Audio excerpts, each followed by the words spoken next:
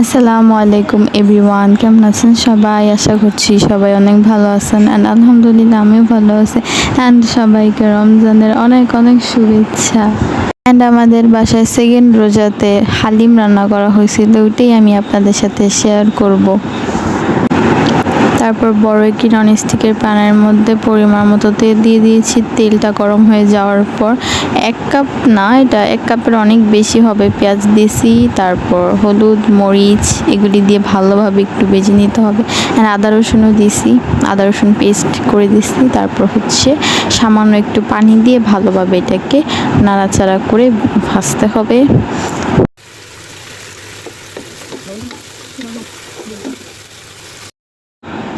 তারপর এদিকে স্বাদ মতো লবণ দিয়ে দিব। লবণ যার যার টেস্ট অনুযায়ী দিবেন। তারপর এদিকে হালিম মিক্সের প্যাকেটের ভিতরে একটি মশলা থাকে, ওইটা দিয়ে দিছি। আমি এইদিকে কিন্তু আমি আবারও বলতেছি 2টা হালিম মিক্সের প্যাকেট ইউজ করছি। সো একটা মশলার প্যাকেট প্রথমে দিছি, আরেকটা মশলার প্যাকেট হালিম নামানোর আগে দিছি। তারপর মশলাগুলিকে ভালোভাবে ভেজে নিতে হবে যাতে মশলার কাঁচা গন্ধটা না থাকে। অ্যান্ড আজকে কিন্তু চিকেন হালিম রান্না করব। তারপর ছোট ছোট করে সুন্দর করে কেটে রাখা চিকেনগুলিকে দিয়ে নিচ্ছি অ্যান্ড সাথে সাথে নাড়াচাড়া করতেছি যাতে মশলাগুলি সুন্দর করে চিকেনের গায়ে ভালোভাবে লেগে যায়।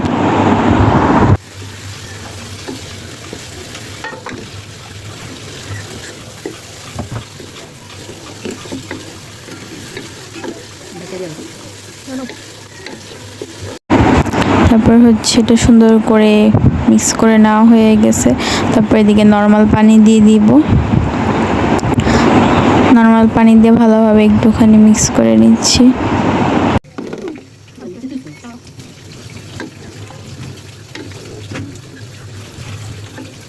দশ মিনিটের মতো ঢেকে রাখবেন যাতে সুন্দর করে গোস্তগুলি সিদ্ধ হয়ে যায়।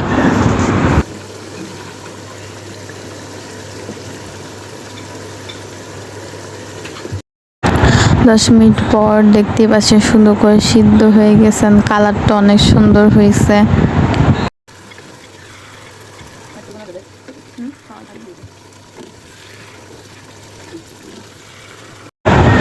4-5 মিনিটের একটু নাড়াচাড়া করতেছিলাম যাতে নিচে না লেগে যায়। অ্যান্ড অন্য পাশে পেঁয়াজ বেরেস্তা করতেছিলাম হালিমের উপর দিয়ে খাওয়ার জন্য।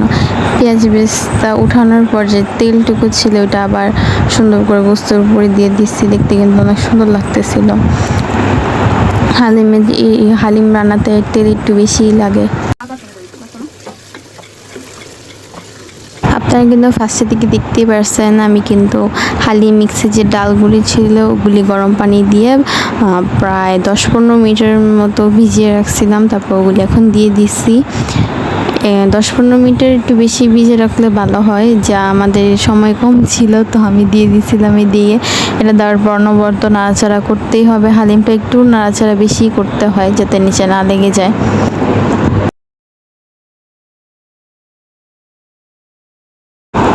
হালিমের সাথে খাওয়ার জন্য কিন্তু পরোটাও ছিল, তো আমরা যেহেতু 10-12 জন মানুষ ছিলাম অনেকগুলি পরোটা বানানো লাগছে।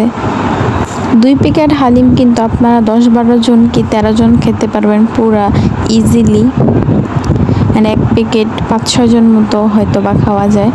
এদিকে লাস্টে কিন্তু এদিকে গরম পানি দিয়েছি। তারপর টমেটো পিউরি দিয়েছি 3 বড় চামচের 3 চামচ দিয়েছিলাম টমেটো পিউরি। এদিকে কিন্তু গরম পানি অ্যাড করা হয়েছে, যেটা আমি দেখাতে ভুলে গেছি। হালিমের সাথে খাওয়ার জন্য পরোটাগুলি সুন্দর করে লাল লাল করে ভেজে নিয়েছি।